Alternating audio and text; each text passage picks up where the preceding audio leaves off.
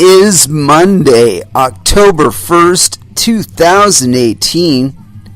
It is 8 p.m. Pacific Standard Time, and so you know what time it is. It's time for a little bit of coin metal. And it was a very educational, get your ass kicked at Jiu-Jitsu Monday. We went over some really interesting takedowns, and I'll tell you what, man, Coach was saying something to the effect about only really needing to like master 4 really good takedowns, you know, for competition wise and whatnot. And I think he's correct in that, you know, there generally speaking, as far as your competition game goes, you may narrow it down to 4. I can definitely see the practicality in that. But I mean, there were so many different ones available. And you know, a lot of times I get stuck, you know, where I'm in a certain position in orientation to my opponent, and I'm like, okay, well, you know, I could go about this takedown, or I could try and set up this takedown, or this one.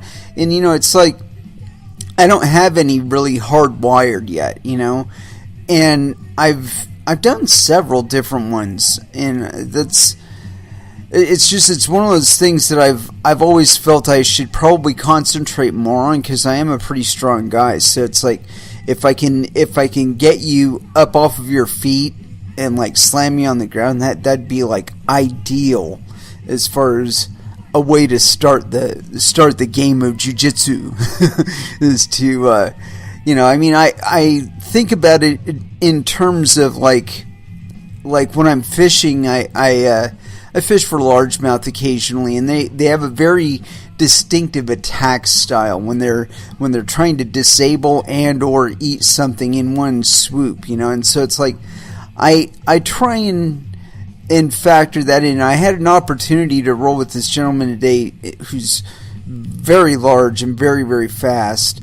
I mean, I can only thank my lucky stars that he wasn't a little more experienced, because I would have been totally doomed.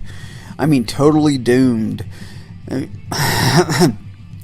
Fortunately, I was adept enough, and I'm finding that I really like Neon Belly. I gotta find a way to really incorporate that more into my game. I did manage to disengage with my opponent, and that's been a really big challenge for me or a really big habit to break. It's kind of a white belt thing, but I mean, I still do it where, you know, I'll grab and I'll hold on a grip that isn't really doing anything. You know, it's like maybe holding the position or retaining the position or keeping it from progressing or something like that. But that's about all it's doing. And so today I tried to let go a little more and not worry about trying to tie up my opponent in so much as getting them.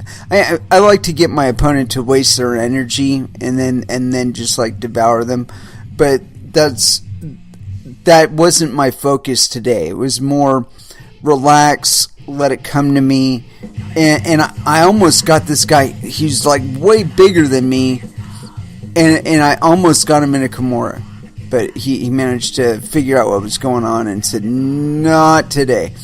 So, you know, you got to try, right?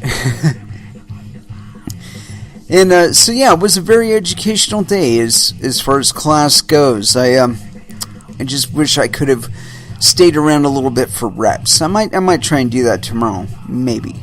It all depends on how the rest of the day goes. And as with that, I want to go ahead and drop into some music. I did get some new stuff. I got Exodus Fabulous Disaster, which I love that fucking album, man. It's almost every single song on it is a song I love. Another good one is Impact is Imminent, although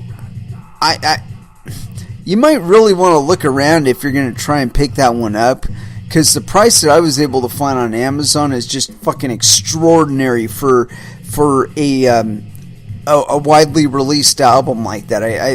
I can't imagine paying over $20 for a CD, and I'll tell you what, it was way more than that.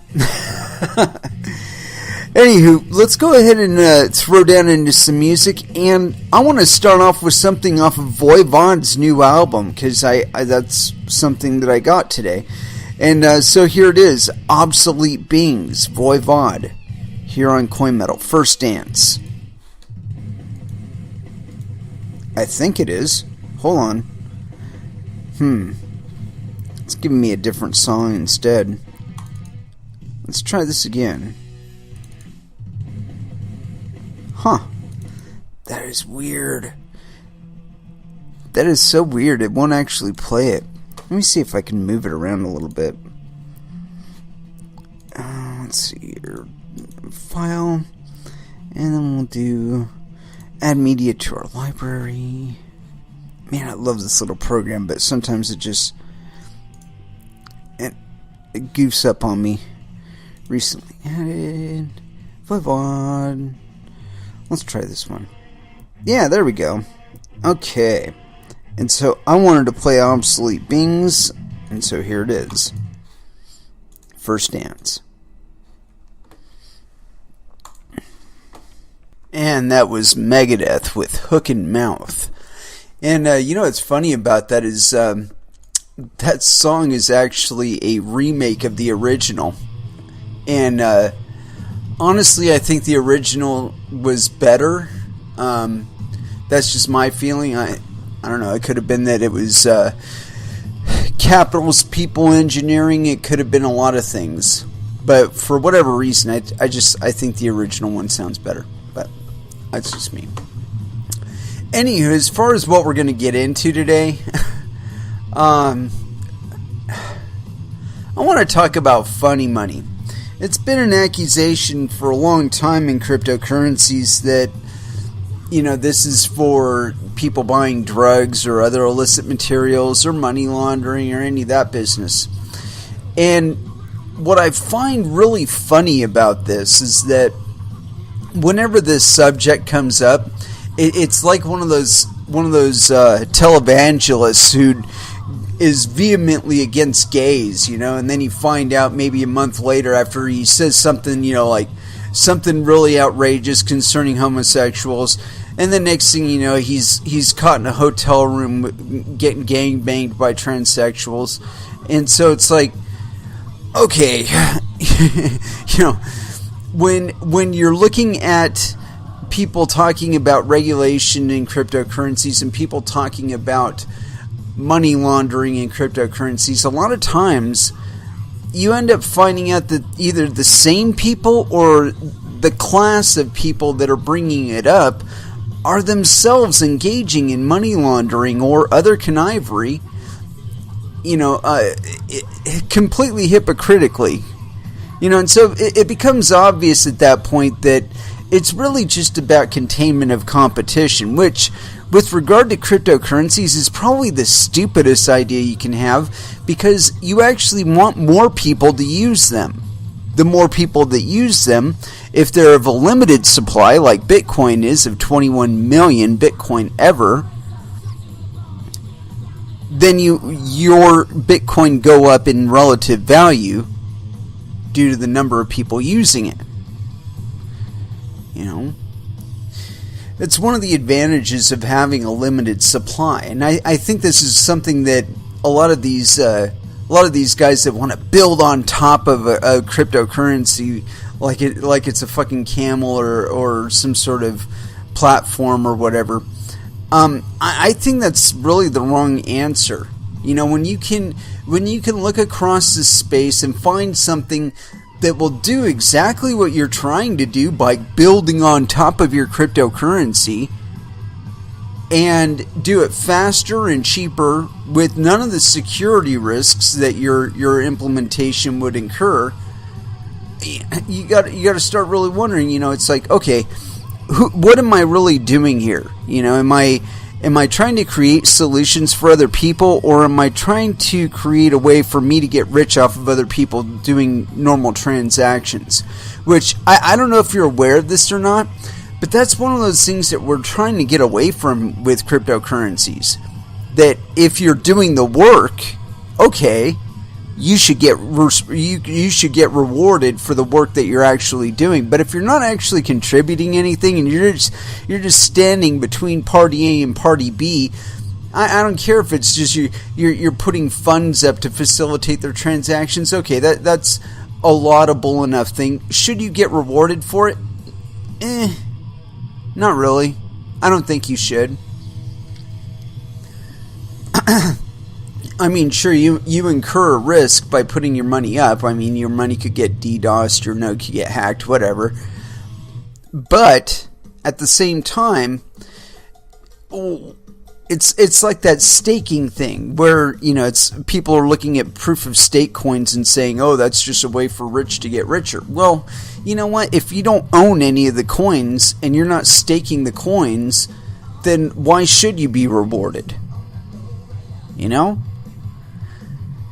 And I do see, again, for the idea of using your funds to facilitate the transactions of others on your node, okay, that's something laudable, but I don't think you should be rewarded in any proportion near what the people that are dedicating their hardware and software and their hardware and their electricity and their bandwidth to mining. I don't think you should be rewarded more than them. And to that point, I've bitched a lot about this on this show, and I saw this article this morning, and I had to give a shout out to Fluffy Pony for it. And I know that some of the people in the Verge community are kind of maximalists when it comes to this stuff, and all I got to say is spend another year or two here, and you won't be a maximalist of anything. I mean, I love Verge too, but there are other coins out there, and there are other coins that facilitate the same capabilities that Verge does, but in different ways. And as far as hating on any other coins, I don't really see a point to it, unless of course they are in fact doing something duplicitous or fucked up. And I always thought that the whole crypto jacking thing with Monero, I always thought that was really, really shysty and kind of put a black mark on Monero for me.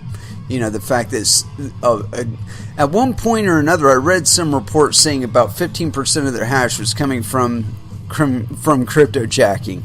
Now, whether that's true and whether or not that metric is the same as it was then, I couldn't tell you.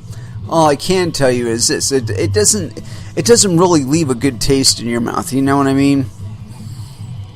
However, this latest article this morning, when I read it, I was very, very happy to see the self-governance that I've come to expect of cryptocurrencies and their dev groups.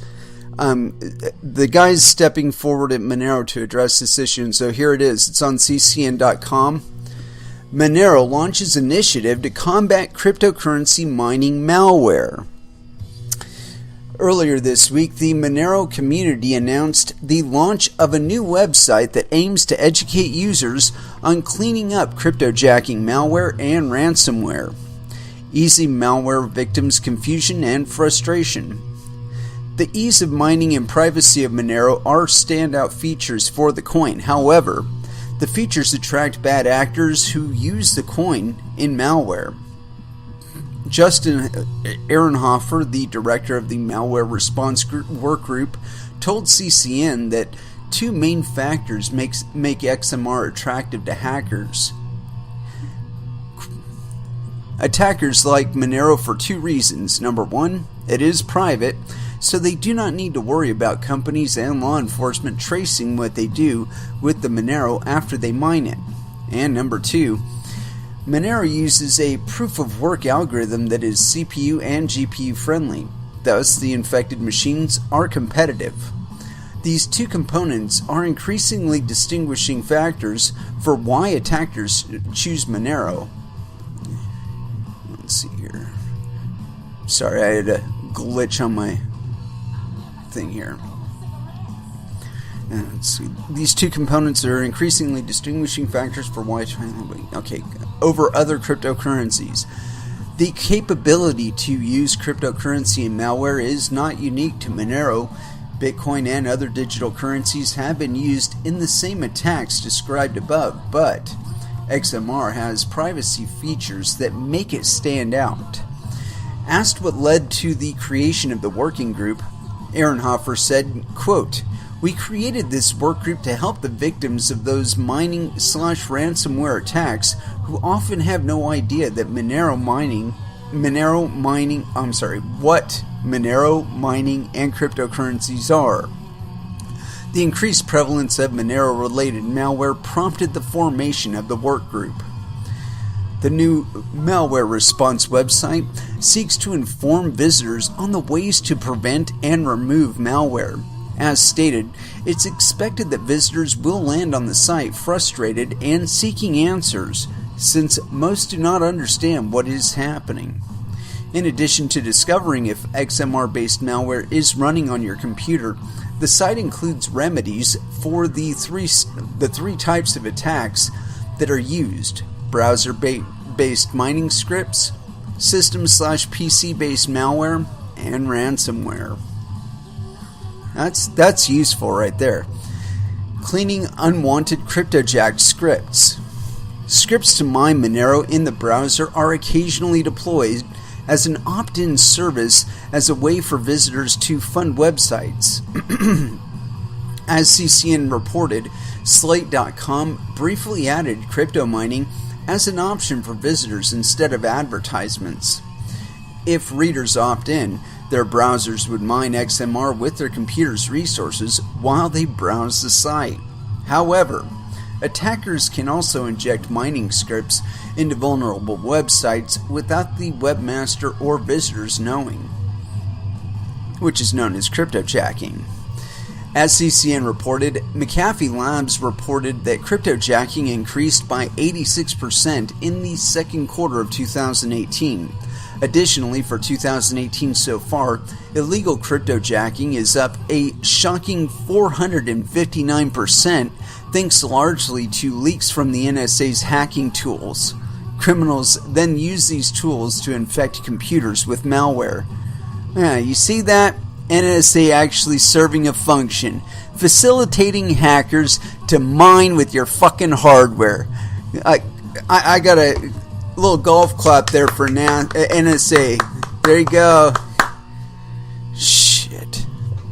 As the NSA and Microsoft have already admitted blame for the blunder, one would think they would be the entities creating an educational site like Monero's. Oh no, that would mean admitting responsibility for.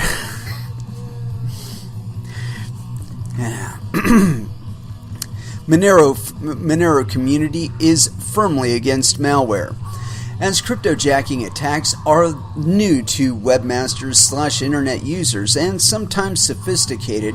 Education is a key role in quickly discovering and responding to security breaches. The Monero technology and community do not condone any of the malicious activities that Monero is used in, as Ehrenhofer made clear.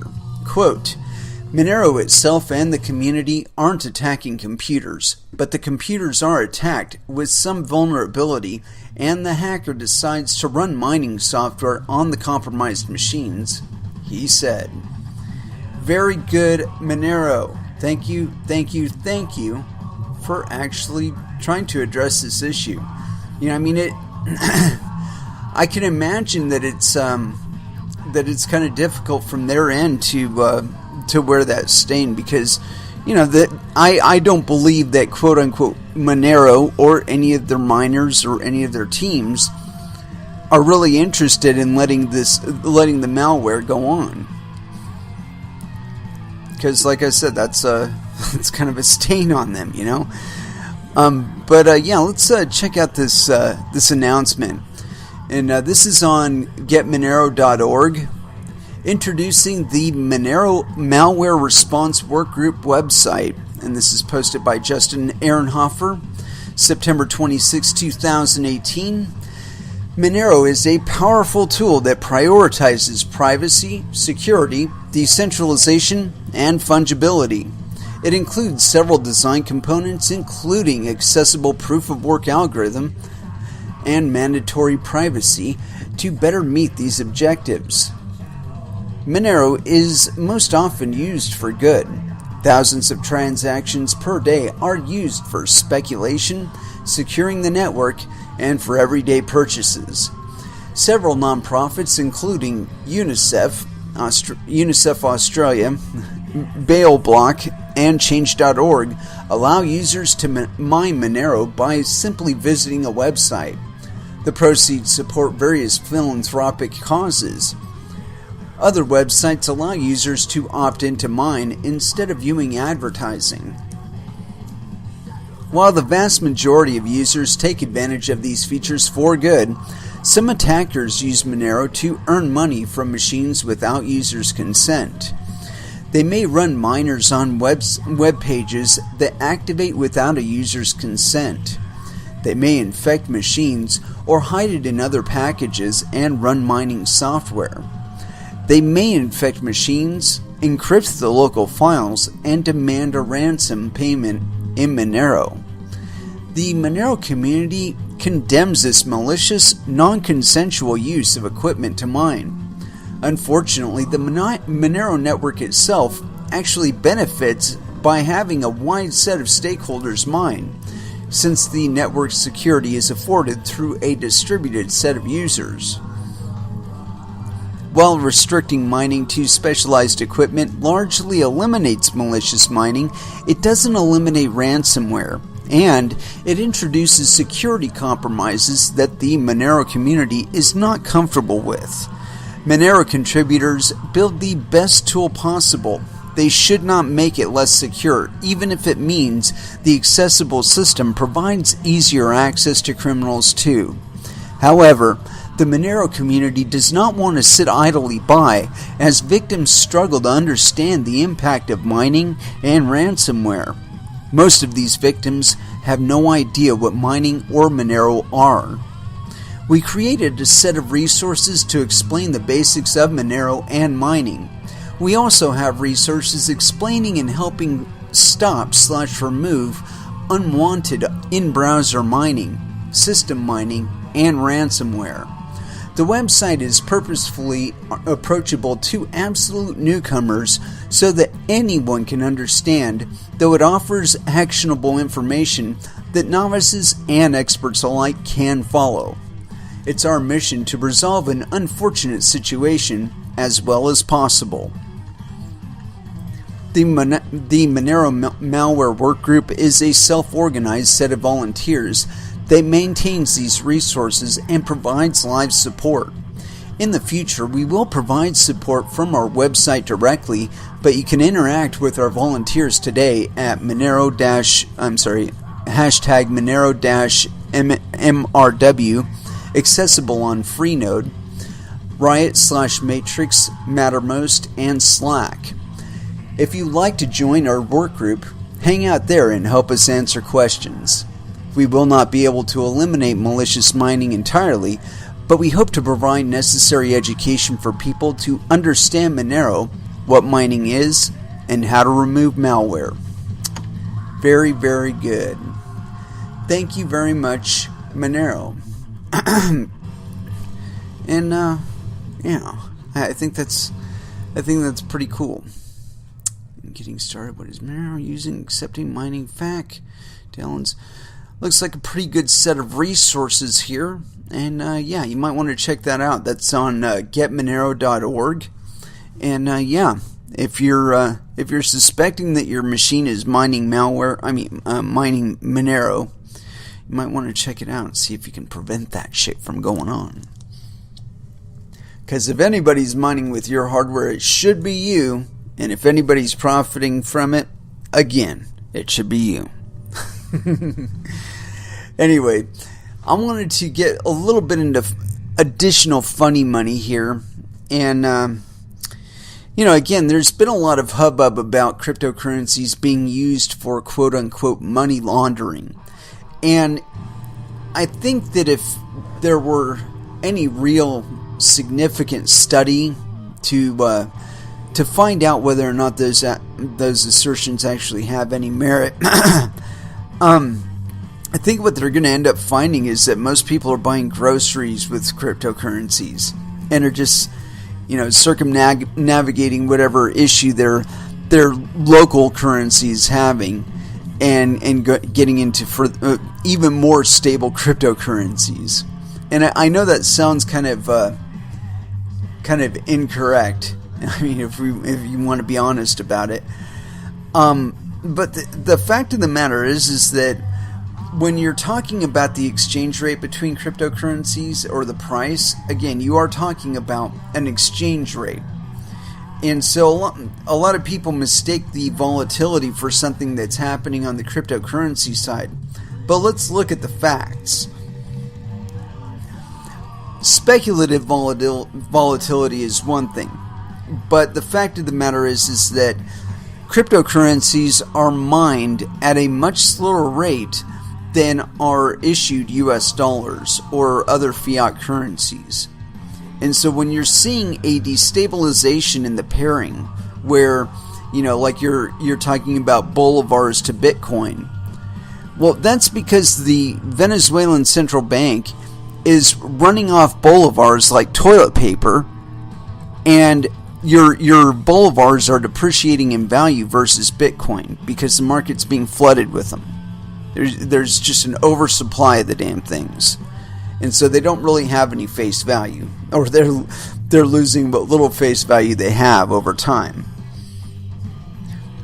But I mean, an uncomfortable fact about this is that this is happening on all fiat currencies. It's happening slower on some, and it appears to actually reverse sometimes. But it's temporary. When you look at the general trends on pairings of Bitcoin against fiat currencies, it's trending upward. It's the same as oil, it's the same as gold and silver, although I will say there are a lot of investment vehicles that aren't directly impacted by the price of extracting these things out of the ground. And so we're able to have market distortions where you can still buy silver for under $40 an ounce, when in realistic terms it's like 100, 150 to yank more of it out of the ground, even known reserves. But I think that's something that we are going to see changing very soon. And there's enough lather building concerning supplies of oil. You got I almost said Obama. You got Trump talking down to Iran, saying, or not Iran, but Saudi Arabia, saying, hey, make the oil cheaper. Dude, I gotta pay my people more money, not less. So, the likelihood of oil going down is probably not all that high, guy. You're gonna have to open up a bunch more fracking wells or some shit like that, try and offset the cost. But again, it takes oil to yank oil out of the ground, because you need energy for that stuff, right? I think that we're going to end up in basically holding on to oil until we're using energy from solar power to extract the shit out of the ground.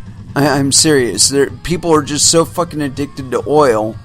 We could probably convert the entire United States automobile fleet over to some renewable source of fuel, not corn-based, and be just fine with it. But no, we got to stay on oil because, well, there's some rich guys in oil, and they got money in oil, and they want to stay rich, and so they bribe senators and congresspeople.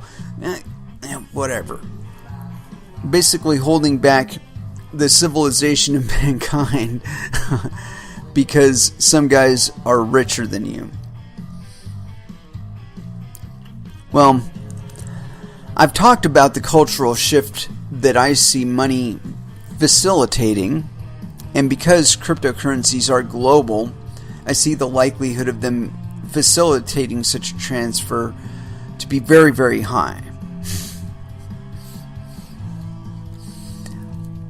And it's funny because I don't see just the little people like you and me being the big players in this movement, and that to me is just really humorous, honestly, because with the reality that there are only so many Bitcoin, and you do have to spend Bitcoin occasionally, whether it's just to refresh your position. You might have to sell some Bitcoin in order to, stay in the game. Whatever the case may be, the volume of Bitcoin will change hands. It has to change hands.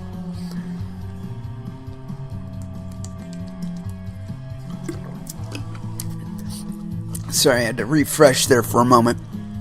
I got this article here on Bloomberg, and let's go for it. Institutional investors are using backdoor for crypto buys. And this is by Olga Karif. So I'm going to assume no penis. October 1st, 2018, 9 a.m. PDT. Thank you very much, Olga. Very specific. Institutional investors are becoming more involved in the $220 billion cryptocurrency market than many observers may realize. Buyers such as hedge funds have replaced high net worth individuals as the biggest buyers of large swaths of digital coins worth more than $100,000 through private transactions, according to Bobby Cho, global head of trading at Cumberland, the Chicago-based cryptocurrency trading unit of DRW Holdings, LLC, which handles the over-the-counter purchases. Quote, "Wait until institutional investors embrace crypto" has long been the rallying cry for digital currency enthusiasts as prices surged and collapsed in the past year amid shifting expectations for regulatory acceptance of the asset class. Meanwhile, the big sellers, miners, whose computers generate coins by confirming transactions, have been scheduling regular coin sales instead of holding or waiting to offload them during market rallies. Many of the largest miners have also set up their own liquidity desks and operations. Quote, "What that's showing you is the professionalization that's happening across the board in this space," Cho said. "The Wild West days of crypto are really turning the corner." No, they're not. The over-the-counter market facilitated anywhere from $250 million to $30 billion in trades per day in April, according to researchers, including Digital Assets Research and TABB Group. Exchanges have recently handled about $15 billion in daily trades, according to CoinMarketCap.com. Quote, "We've seen triple-digit growth enrolling in our OTC business," said Jeremy Allaire, Chief Executive Officer of Boston-based Circle Internet Financial. Quote, "That's a big growth area." And let's click on this other thing.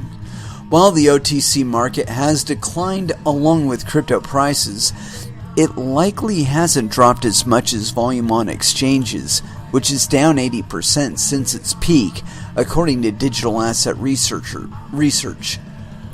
Many institutional buyers have dived into crypto recently because of the wide swings in prices have eased, Cho said. That's not really true. Quote, "One of the biggest criticisms of crypto by institutional investors has been the volatility," Cho said. Quote, "Over the last 4 to 6 months, the market has been trading in a very tight range, and that seems to be corresponding with traditional financial institutions becoming more comfortable diving into the space. A third of DRW's transactions are happening during Asia hours," he said. Large buyers and sellers like private sales because transactions on exchanges can move coin prices. In a private sale, parties can fix the price in advance instead of worrying about a sudden plunge or spike just as the transaction takes place. Quote, "If they are liquidating coins, they are liquidating them via OTC," said Tom Flake, founder of Because.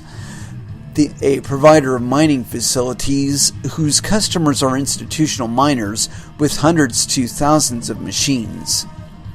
The largest miners also sell their coins to sellers directly through brokers. That doesn't work. Either they sell them to directly or through brokers. There you go. One of the biggest reasons to buy coins outside of exchanges, though, is that there are often not as many coins offered for sale as the institutional buyers would like to buy, according to Sam Doctor, Managing Director and Head of Data Science Research at Fundstrat Global Advisors. Quote, "At this point in time, because more and more institutions are beginning to enter the market, there's a lot more of an imbalance," Doctor said.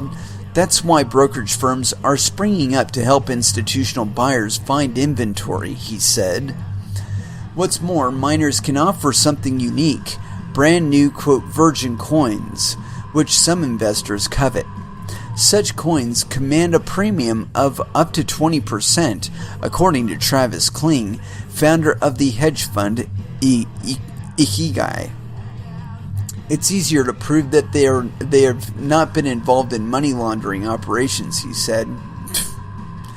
Yeah, whatever. Yeah, so there you have it. Institutional investors are getting into cryptocurrencies. Now, we've known this for months, if not years. You know, I mean, since Goldman Sachs got involved, I pretty much considered that being an open door into crypto for a lot of institutional investors. Now, the funny thing is that OTC trading that's being done through these brokerages, the investors are stupid. If they were really smart, they'd be talking to their kids about how to trade with international traders, and then they could enjoy international arbitrage. I think there's going to be a significant market for that in the not so distant future. You know, this bullshit of these miners selling their coins straight off to institutional investors, that's wonderful for right now. And the fact that they're mining their own coins, that's wonderful for right now too. A couple things are going to change, though, in the not so distant future that's going to disrupt even this. So the idea of this being the elimination of the quote-unquote Wild West in cryptocurrencies, as usual, I think it's an overshoot. That they're enjoying a temporary positive position. And again, I think it is temporary. The competition for coins is not going to get any easier. And as a matter of fact, I believe it's going to get even more difficult over time.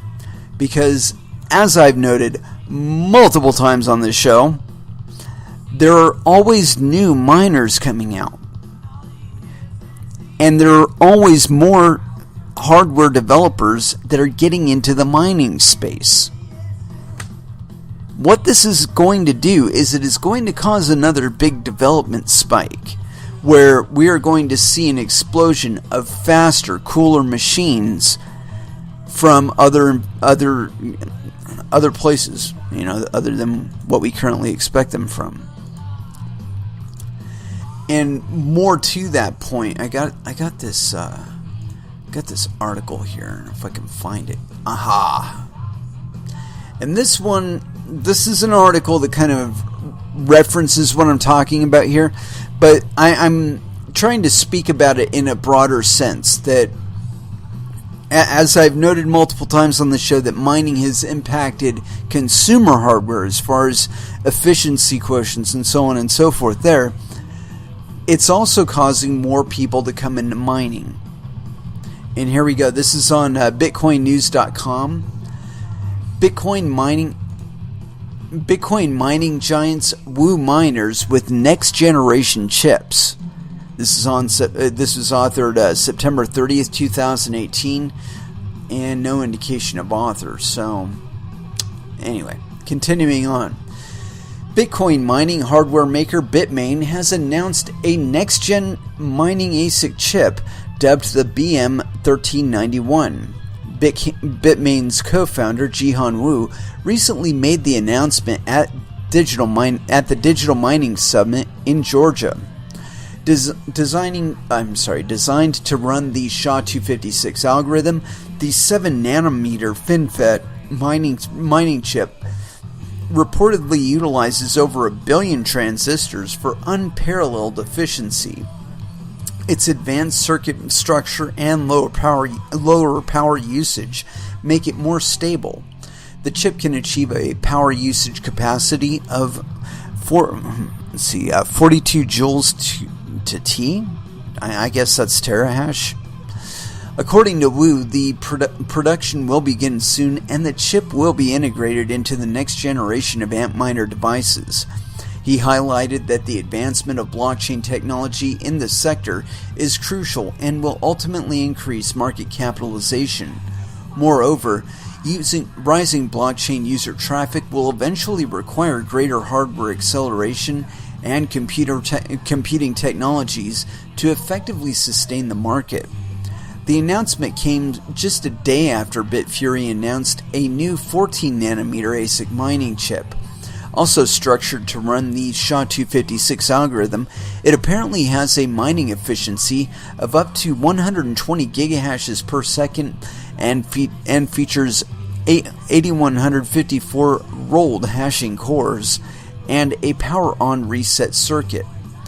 Dubbed the Bitfury Clark, the company is apparently working to integrate it into its miners and servers located in Norway, Iceland, Canada, and the Republic of Georgia. The company apparently factored in numerous unique elements while designing the chips. They include improved power distribution, faster processing speeds, and an innovative cooling system to drastically improve performance and returns for its customers. The Bitfury Clark's mining efficiency is 55 millijoules per gigahash and can operate at a power voltage of about 0.3 volts. Just a few days ago, eBay also announced the launch of a new series of Bitcoin mining rigs dubbed eBit E11. The new line of miners will feature 10-nanometer semiconductor technology and have efficiencies reaching 44 joules per terahash. The range will include E11, 30 terahashes a second, and E11, 37 terahashes per second. That's the E11 Plus, and the E11 Plus, 44 terahashes a second models. Troubling times for miners. Crypto mining companies are going through treacherous times as demand for mining devices wanes in correlation with the bearish cryptocurrency market. The situation has been exacerbated by stratospheric hash rates, which have edged out amateur mining enthusiasts. Cryptocurrency miners take mining to the next level. Diminishing cryptocurrency mining profitability has also made mining farm investors think twice before diving into this space. This has lowered demand for mining hardware substantially. Companies such as Hashflare, a cloud mining company, have been forced to cease operations as a result. In July, the company announced that it was disabling its mining hardware and canceling its SHA-256 contracts. In an email sent to its customers, the company stated that payouts to its clients were actually lower than the maintenance costs, thereby rendering the venture unsustainable. In August, GPU maker Nvidia also announced that waning interest for graphics cards from the crypto mining industry had lowered forecasts. In a statement issued by Nvidia's CFO Colette Kress, the company said it was no longer going to include revenues attributed to cryptocurrency mining in its annual revenue outlook. Demand for the company's GPU hardware skyrocketed in 2017 after the Bitcoin price explosion that sent mining enthusiasts into a frenzy. Graphics cards that were previously primarily used for playing video games became invaluable crypto mining assets almost overnight. That said, foundries that are still on the market are working hard to impress clients with more efficient miners. The launch of the new line of products from Bitmain, eBang, and Bitfury will serve as a litmus test for consumer interest. I think that we will be seeing a bit more of an interest in mining. And it's because the underlying problems that Bitcoin was meant to solve have not been resolved yet. And they won't be resolved by building on top of currencies. I mean, I think that's kind of a stupid idea, really. I mean, the US dollar doesn't require other people to build on top of it for it to quote-unquote scale. It just requires people to use it. The scaling of the network will increase as people find a utility for its use in their life. You know, and I want to say one thing on the Bitcoin Cash side on this front. I've been a little bit disappointed with Bitcoin.com's wallet because it requires you to be signed up with Google or have a Google account in order to download it. Now, Google has already shown a propensity to be one of those companies that wants to violate your Fourth Amendment rights and is doing so in China for the Chinese government. Now, personally, I believe that they're doing it to everybody, and they're just sorting the Chinese stuff to report back to the Chinese government and waiting until everybody else makes it legal for them to do. So I don't think attaching my Bitcoin Cash transactions to my Google email is a positive idea, and you really need to change that. Because I'm not going to, you know, if I'm going to go through the trouble of transacting in cryptocurrencies, the last thing I'm going to fucking do is give my Bitcoin wallet or associate my Bitcoin wallet with my fucking Google account. Change that shit. Especially if you want my business. Anyway, let's go ahead and throw back down into some music, as it has been a little while. In Concatenation by Meshuggah, here on Coin Metal. And that was Clutch with Escape from the Prison Planet.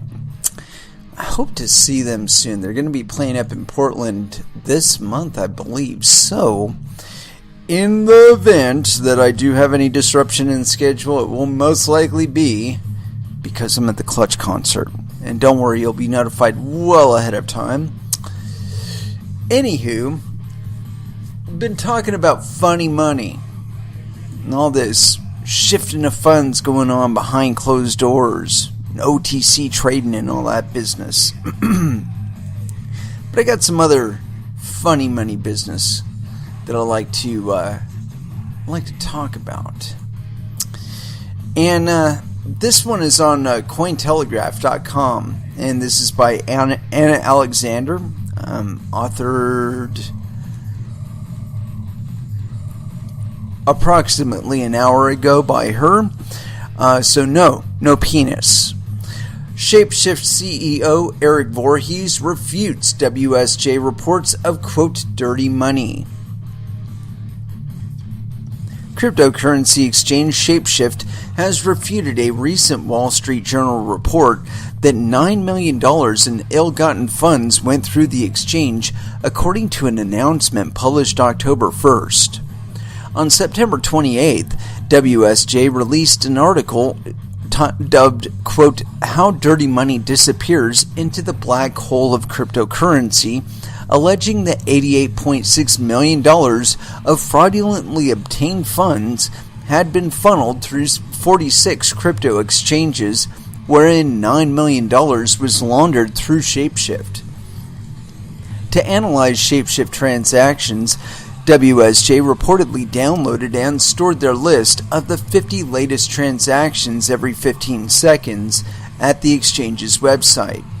In the blog post, Shapeshift's founder and CEO, Eric Voorhees, confirms that the exchange team had worked with WSJ journalists for 5 months, but, quote, under false pretenses, as information provided by the exchange was reportedly misrepresented or omitted. In its article, WSJ states that bad actors took advantage of Shapeshift's user anonymity, converting Bitcoin into the purportedly untraceable cryptocurrency Monero. Voorhees parried accusations, stating that the exchange has an internal anti-money laundering program that deploys, quote, blockchain forensics that are far more advanced than asking someone for their name and address. Voorhees further states that WSJ, quote, forewent a chance to prevent potential illicit activity in their reporting practices. The blog post reads that WSJ withheld gathering data on suspicious accounts, quote, in order to build their story. In doing so, WSJ supposedly did not report suspicious activity to the appropriate exchanges, including Shapeshift, so they could immediately block the accounts. According to the exchange's CEO, the claims made by WSJ are, quote, factually inaccurate and deceptive, and that WSJ authors did not have a sufficient understanding of blockchain and the way that Shapeshift operates in particular. The blog post claims that WSJ reporters mistakenly read reports of token transfers to such a degree that they wrongfully attributed $70,000 of, quote, dirty money to the exchange. Quote, $500 worth of suspicious funds were sent to an exchange that wasn't Shapeshift. Because Shapeshift happens to be a customer of this exchange, 10 months later, in a completely unrelated transaction, the exchange sent funds to Shapeshift. The authors did not understand how to properly read the blockchain's transactions, so they assumed there was $70,000 in, quote, dirty money sent to Shapeshift. Voorhees concludes that the article by saying that, quote, we are trying to pioneer a new financial system, and we don't expect to be loved by the proponents of the old, he states. We will push forward, and we'd suggest the WSJ change their title to be more accurate and objective. Quote, less than 0.2% of Shapeshift's business might be illicit. Yeah. Of course, if I were the CEO of Shapeshift, that's the kind of thing I would say, but it could actually be true. And so we're not going to jump to any conclusions on there. But yeah, so there you have it. Voorhees kind of flinging back at the WSJ for, and I keep wanting to think of that as white justice, or what is it? Social justice warrior. It's kind of close, right? But anyway, yeah, I think the concern over quote-unquote money laundering in cryptocurrency is largely overblown. And more importantly,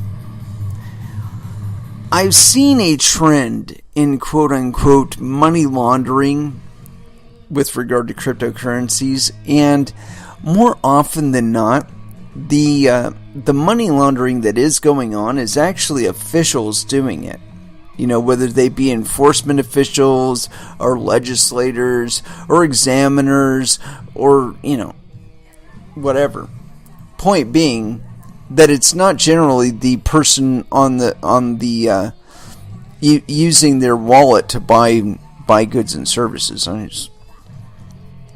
Anyway, continuing on. This one's on Coindesk.com. France accuses intelligence agent of selling state secrets for Bitcoin. This is by Nicholas D., authored October 2nd, 2018, so apparently he is in the future. At 4 UTC, a French security official was arrested last week on charges of selling state secrets on the dark web and accepting Bitcoin in return, local media sources reported Friday. An unnamed agent with the Direction Generale de la Sécurité Interior, DGSI, was indicated last Wednesday and taken into custody 2 days later after allegedly peddling economic information and potentially falsifying administrative documents, according to Le Parisien. And let's right-click on that bad boy. Get that translated. Copy. Go to Google, translate, which I hate using Google for anything, but I will use them for translate. Translate web page, and web page, paste, entree. Do it! Do it! Open link. In English, goddamn you. Summon a fish. Oh well. Ah, here we go. You actually have to go to the website for it. Translating. Maybe, possibly. Dismiss. Come on, you fuckers. Translate the fucking page. Oh well. Fuck them. We don't necessarily need to follow up the French one. Anyway, continuing on. The agent had been working with members of an organized crime group as well as specialists in economics, according to the report. However, it does not appear that the suspect has worked with any terrorist groups. Members of the Central Directorate of the Judicial Police, another crime-fighting unit in the country, first discovered the leaks. According to the news outlet, DGSI members then used the agent's personal code to track his online activities. Specifically, the agency's internal security service traced the, quote, the origin of file queries during the investigation, i.e. they used Google's special tracking information. Members of the Central Directorate of the Judicial Police, another crime-fighting unit, and we already covered that paragraph. Specifically, the agency's internal security service traced the origin of file queries during the investigation. Le Monde further reported that after the agent's arrest, l'Office Central pour la Répression d'immigration irrégulière et I'm sure it's like some. The agency in charge of monitoring irregular immigration dismantled the criminal network with which the suspect had been working. It's unclear how much information was sold or how much the agent made in Bitcoin. If convicted, the agent faces 7 years in prison and a potential €100,000 fine. Yeah, so there you have it. A guy who was involved in some international criminal syndicate investigation unit finds himself partnering with them and accepting payment in Bitcoin for state secrets. See, I don't think this is going to stop with just this guy. You know, the value proposition of Bitcoin turns the value propositions of everything else on their head. It's like, would you spend Bitcoin to buy pot if you knew that you could get away with it, or that there were that much less chance of you being caught? You'd probably do it because the threat threshold has been lowered via the currency that you used. Now, whether or not you'd actually be able to get the kind of security you'd want out of that, I don't know. I don't care. I'm just indicating that it changes the threat spectrum for a lot of things. And so the idea of selling state secrets for proof of work coins that could easily be hidden, again, the threshold for that has been lowered drastically, and I expect it to be lowered further over time.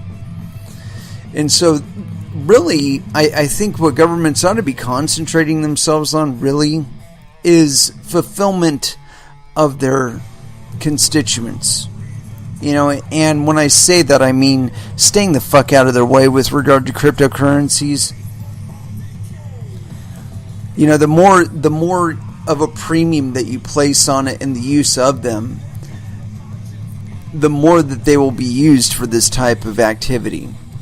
You know, if you start trying to tax people too aggressively, or tax people in general using cryptocurrencies as a means of tracking their transactions and whatnot, I don't expect positive outcomes for that. For one thing, you're going to be catching everybody in your staff who's using it, and probably all of them are. At least all the really smart ones are. So, what are you going to do? Are you going to suffer the brain drain that you would by putting most of your staff in prison for violating these new statutes that you want to enact to try and catch illicit finance? Or are you just going to ignore it because the amount of illicit finance that's taking place in cryptocurrencies is minuscule by comparison to what's going on in your legacy markets right now? I mean, people aren't running to cryptocurrencies for no reason. People aren't using them for no reason. And when you create incentives to make people migrate to cryptocurrencies to avoid you, that's your fault. That's your problem. You know, that cannot be blamed on cryptocurrencies. Again, cryptocurrencies exist as a reaction to market conditions that were so unpalatable to participants that they said, let's create our own currency unit, our own international currency unit, and allow people to circumvent all this bullshit and get on with commerce. And that's been the result. You know, whether it be illicit finance or money laundering by somebody's grade or definition, has been wholly irrelevant to the performance of the market or the participants in it. And again, that is not limited by any kind of socioeconomic limitation or anything like that. Pretty much everybody from the bottom up to the top has seen the writing on the wall with regard to national fiat currencies and even international currencies such as the euro. And they've said, this isn't going to work over the longer period, and this is going to victimize me unnecessarily if I retain all of my monetary wealth in this. Yeah, that's why you're seeing institutional investors coming into this, because they can see the writing on the wall too. You know, it doesn't take a brain surgeon to watch your fiat currency lose value.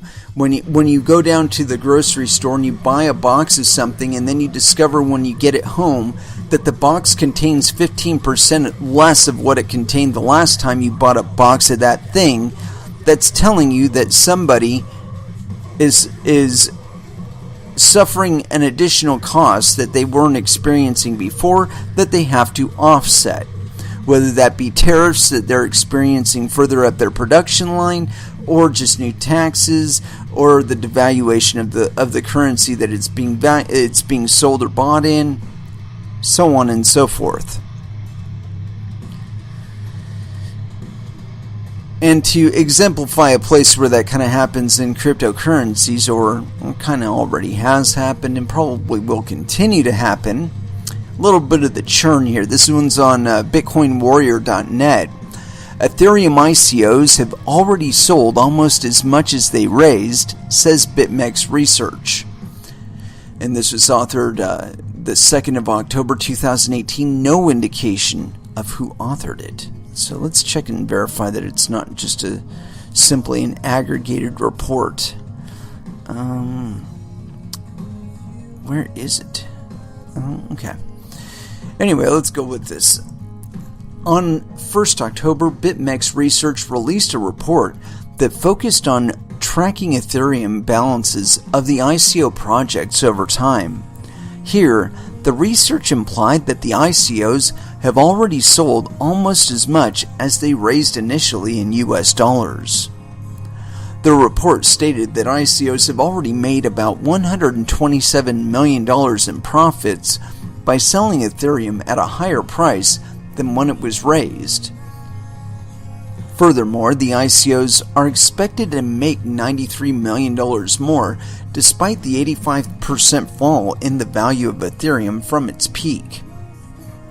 BitMEX also showed a chart where many ICOs sold their Ethereum when the price was higher than the present price, meaning they're probably going to buy it back cheaper. In the report, BitMEX also displayed a chart where it showed the top 20 ICO projects ranked by their net gains as a result of Ethereum's price change. The lowest gain was made by Aventus, while the largest gainer in the scenario was Filecoin. The lowest gain was made by Aventus, while the largest gainer in the scenario was Filecoin. Some other ICOs involved are EOS, Golem, Digix DAO, Basic Attention Token, among others. BitMEX on its Twitter stated, Filecoin has the largest net gain resulting from the Ethereum, which may have already been sold. The charts also included the information on projects that underwent the largest net losses from holding Ethereum. Some of the names on this chart were SimLabs, ETHLend, Bloom, Fusion, Status, Polkadot, HeroCoin, and Electrify. On Twitter, BitMEX also admitted that the research could be slightly flawed since it may have missed a few ICOs and many of the figures provided by the report are estimates. The official social media handle also read, quote, "We may have wrongly assumed that Ethereum transferred out of a project's address cluster was sold." Yeah, it could have just been moved to another address. But these projects, I envision if they're involving any savvy traders, people that have been around the crypto sphere for a little while, they probably do their TA really, really well, and they probably sold their Ethereum at a higher price in order to hold it and then wait for the price to come down before they bought back in, thus maintaining their volume of gas, but also making a profit in the arbitrage, in that they have a set gas volume that they have to maintain, right? But they have a volume that they can maintain it with that's separate, and so when the volume that they are holding in hold drops in value, they can be selling the workable balance at a high and then buying back at a low to retain their required Ethereum balance, or at least the required value of it, in order to make everything work. And there were some projects, I read their white papers or whatever, and they had like some sort of trading thing going on in the background, supposedly to maintain their relative value over time. And so again, we could be seeing just that, I don't know. I think that in the longer term, we're going to find out which ones of these projects were just meant as pump and dumps, and which ones were meant to be viable projects. I mean, Golem, that one's been bouncing around the cryptosphere since like 2014, and they just backed onto Ethereum via ICO. Now, whether or not they will retain their viability over time, that's for the market to decide. And I've always found that really odd about these projects that claim to be able to account for market movement and maintain stability over time. The factors that you're dealing with are so myriad in nature and number that trying to account for all of it is basically a losing game. I think in the not so distant future, and I see a few disruptions coming, and one of them I'm hoping for, or do see coming, is where we are going to see a migration away from bigger projects, where people are going to be realizing their power within the market and flexing that power a little bit more fastidiously. Meaning that that's probably the wrong word, but the point being that they are going to be using their power to decide, and that the market disruptions that we've seen due to big players having just more money to flex around, I think we're going to be seeing less and less of that as we do see more and more players. You know, I thought up a few hashtags when I was trying to describe to somebody the actual effect of your participation in any market. And one of the hashtags I came up with is "the invisible hand is mine." Meaning that I recognize myself as being an invisible hand on somebody else's chart. When they're looking at their TA, they're looking at my buys and my sells. I am the invisible hand. And you are too. When I'm looking at the chart and I'm seeing your buys and sells, you are my invisible hand. And there are millions of you out there. So again, to try to stay on top of the wills and wiles of all those invisible hands out there, I think it's just too much to expect to contemplate. And so what I see the concentration for a lot of these projects, or where it should be at least, is best serving their intended community and trying to do so as efficiently and frictionlessly as possible. That means also keeping in mind the current regulatory standards that are out there, as well as trying to contemplate ahead of where your project or your new proposal may allow for a new hitch point for new friction to be introduced into the transactions happening on your network. And I think that's quite concerning, you know, that it seems like a lot of projects aren't keeping these things in mind, or even worse, they're keeping them in mind as design additions, you know, where they're interfacing directly with regulators and lawmakers and saying, hey, we want you to do this, so that it butts out a whole bunch of people that we would otherwise have to compete with. Well, you know what?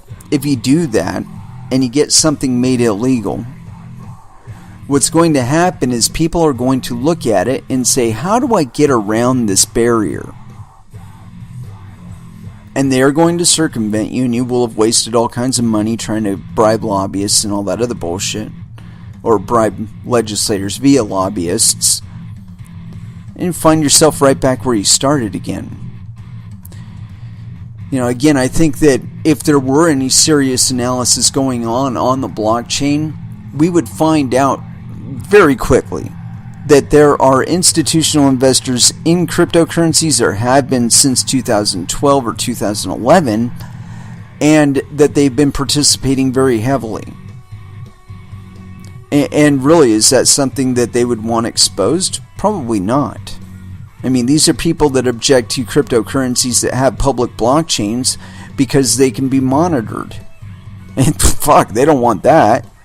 Might prove some of their fraudulent activity going on. And again, who wants that? You want to keep your fraudulent activity in the hidden corner somewhere, you know? You don't want it exposed on a public blockchain. But that's where it will be if anybody does any serious examination of what's going on there. Anyway, let's go ahead and throw back down into some music. And I feel the need, a little bit of Corrosion of Conformity, Dance of the Dead, here on Coin Metal. And that was Crowbar with New Man Born. And so I got an article or two here to stitch it up. And this one I'm kind of been keeping an eye on, so to speak. But it's something that comes into focus now and then, and kind of comes into focus and then drifts off and out of focus and then comes back again. And so here it is, some Bloomberg.com. Puerto Rico's Noble Bank seeks sale amid crypto slide. And this is by Matthew Leasing and Yalixa Rivera. So I'm assuming a penis and no penis? Anyway, continuing on. This is on October 1st, 2018, 6:10 p.m. And somebody messaged me. That come on, wait, wow. Yeah. All right, Noble Bank International, the Puerto Rican financial services firm with clients that have included prominent cryptocurrency ventures, is looking for a buyer, according to a person with direct knowledge of the situation. The bank has lost many of its customers, including Bitfinex and Tether, is no longer profitable, the person said. The company could sell itself for a price between $5 million and $10 million, based largely on the value of its Puerto Rican license to operate as an international financial entity, the person said, asking not to be identified, discussing confidential talks. A spokesperson for Noble declined to comment, and a representative for Bitfinex and Tether didn't immediately respond to a message seeking comment outside of normal business hours. Even in the world of cryptocurrencies, known for their rapid price swings, this year is proving to be unusually perilous. Bitcoin, the largest digital currency, has lost about 2/3 of its value since a December peak. Noble Bank attracted attention in cryptocurrency circles earlier this year because of its willingness to work with Tether and Bitfinex, which was dumped last year by Wells Fargo & Co.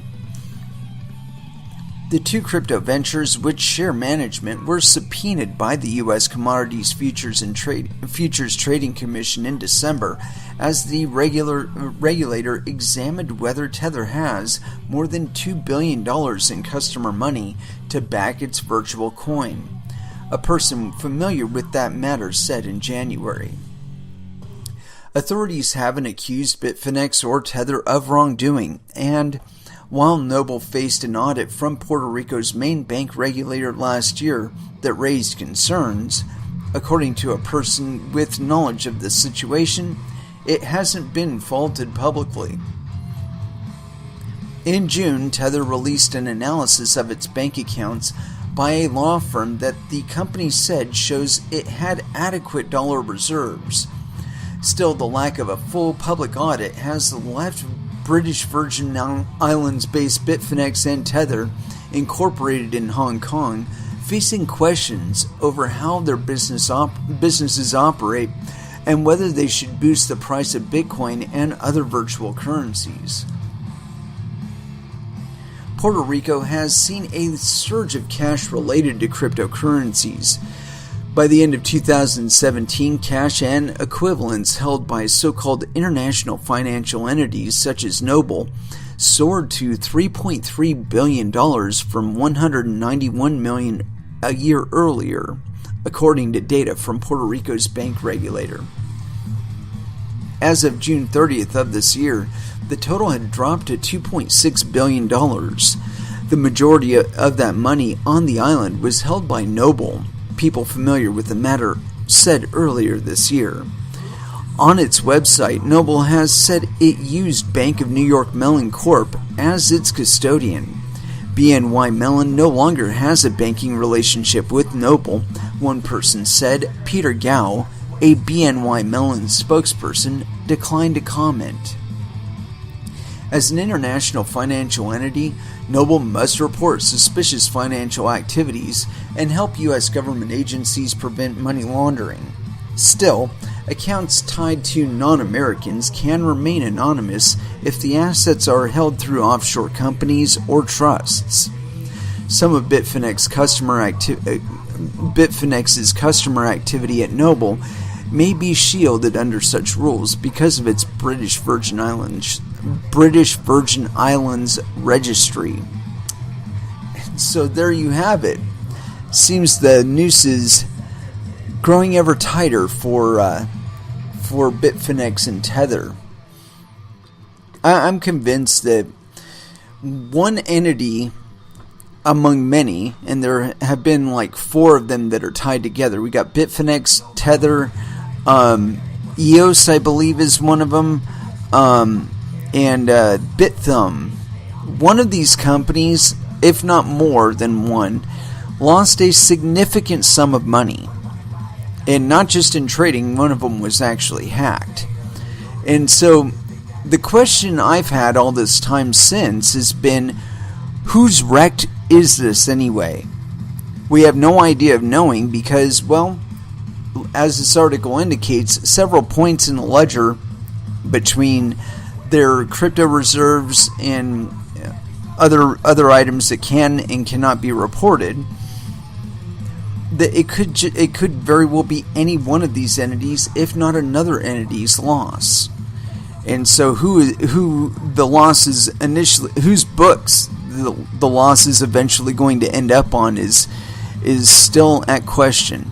And still something of concern, I'm sure, for at least somebody, one person out there.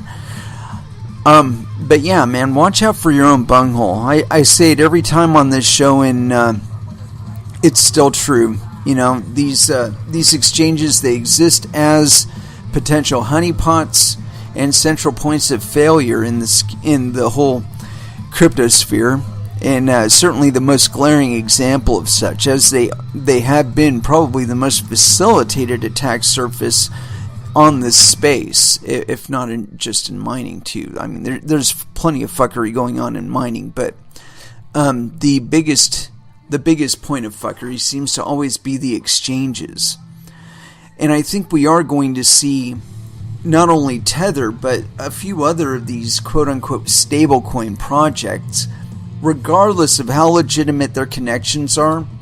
I see illiquidity and insolvency in their future. That's all that I can say on the matter. I think between fiat slippage and other unforeseen losses occurring in the cryptosphere and in the fiat currency sphere, that the number of factors are too many to account for any singular entity.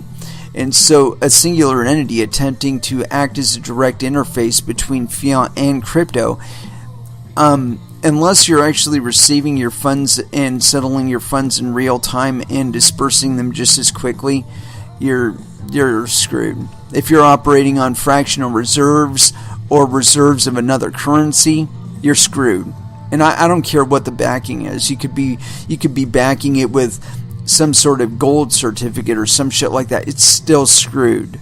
The fluctuation in values between the two items, whichever they may be, will always be more than you can account for.